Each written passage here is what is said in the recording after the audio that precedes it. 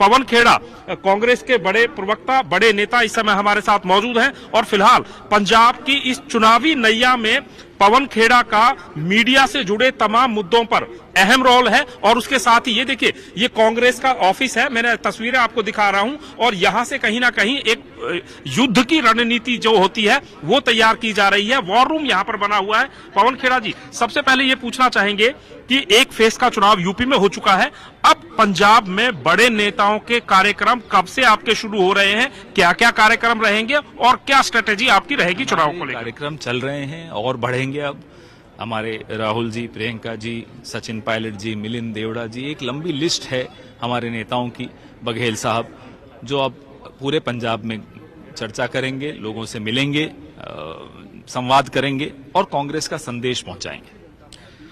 पवन खेड़ा जी, लगातार कोशिशें कांग्रेस आला कमान, कांग्रेस की जो कोर टीम है वो ये कर रही है कि पंजाब में जो विवाद कांग्रेस पार्टी के साथ जुड़े हुए हैं, नेताओं के आपसी मतभेद हैं, उन पर किसी तरीके से रोक लगे। लेकिन तमाम कोशिशों के बावजूद ऐसा लग नहीं रहा है। अभी भी नवजोत सिद्धू, उनका परिवार लगातार अपने मुख्यमंत्री और अपने आला कमान और अपनी पार्टी पर निशाना साध रहे हैं, जबकि वो पार्टी के हेड हैं। आपने देखा जिस दिन राहुल गांधी जी ने सबसे राय मशविरा करके सब इनपुट्स लेकर जब घोषणा की, तो हमारे तीनों बड़े नेता पंजाब के, जाखड़ जी हों, सिद्धू साहब हों, चन्नी जी हों, हाथ में हाथ लग के खड़े थे।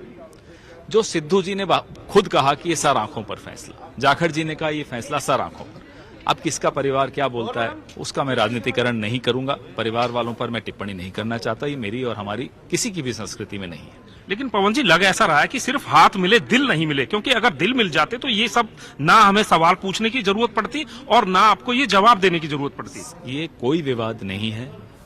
हर 2-3 दिन में सब आपस में हम लोग बात करके स्ट्रैटेजी बनाते हैं आगे की। मुझे कहीं भी ऐसा नहीं आभास होता कि दिल नहीं मिले, सबके दिल मिले हुए हैं, सबके हाथ मिले हुए हैं, सबकी नीयत एक है कि कांग्रेस को जिताना है। अभी आप पंजाब कांग्रेस के पूर्व अध्यक्ष सुनील जाखड़ के साथ मौजूद थे।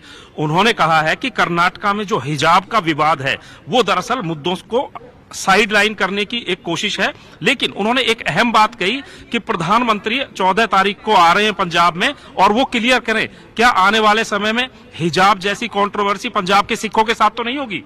बिल्कुल उन्होंने सही कहा। जब भी चुनाव आते हैं, भारतीय जनता पार्टी, मोदी, शाह, इनका एक तरीका होता है, एक फॉर्मूला होता है कि कहीं लोग बेरोजगारी की बात नहीं कर लें, कहीं किसानों की बात नहीं कर लें, कहीं कोविड के कुप्रबंधन की बात नहीं कर लें, तो कैसे उस बात को बचा जाए।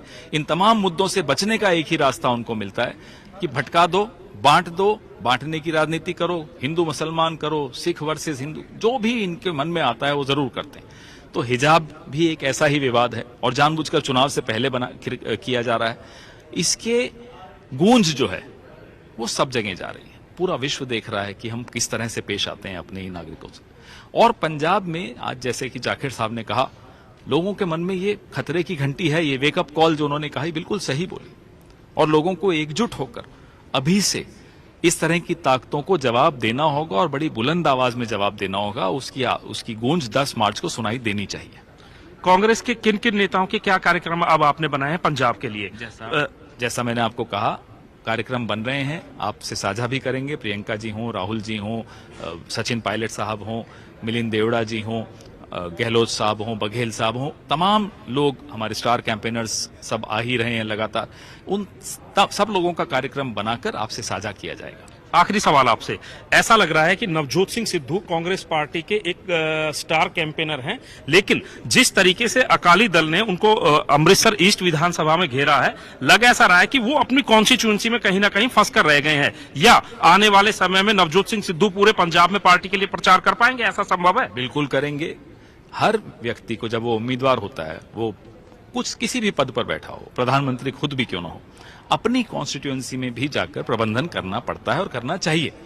सिद्धू जी भी वही कर रहे हैं। उसके बाद वो पूरे पंजाब में आपको दिखेंगे। शुक्रिया पवन खेड़ा जी।